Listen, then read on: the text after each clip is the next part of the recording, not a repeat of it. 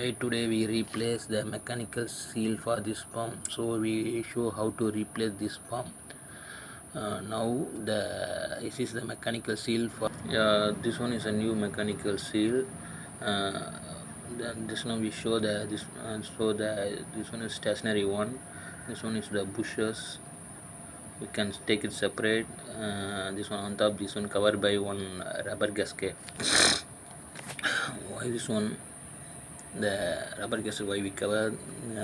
Some of the water cannot come out inside the mechanical seal. This one for leaking purpose, so we covered with the bushes with rubber gasket. And then this one is the spring, another one is the spring. This one is spring, and also some of the gasket have. The spring is for tension purpose, and the spring also is a rotating pulse. The shaft rotating, the spring also continue together rotating and cannot allow the water for leaking.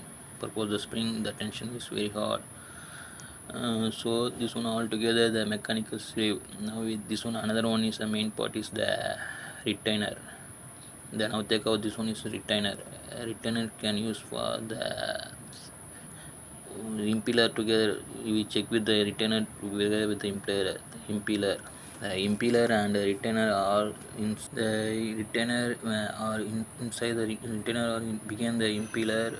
Then the impeller will close with one the nut. The impeller is the tension to the spring.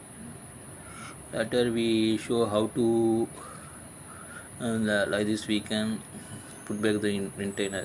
Later we show how to replace the this ring and mechanical sleeve. Some of the important things is that we need to buy the new mechanical seal. We need to measure the shaft size also, because sometimes the mechanical seal and the shaft size is different. They confirm they make the leaking also, because the mechanical seal size is very bigger than the shaft size. This one loose inside, we can fix it with very loose position, so confirm this one leaking. So now show how to install the mechanical seal into the pump. First we this one put inside, put inside, after the spring put inside, after internal retainer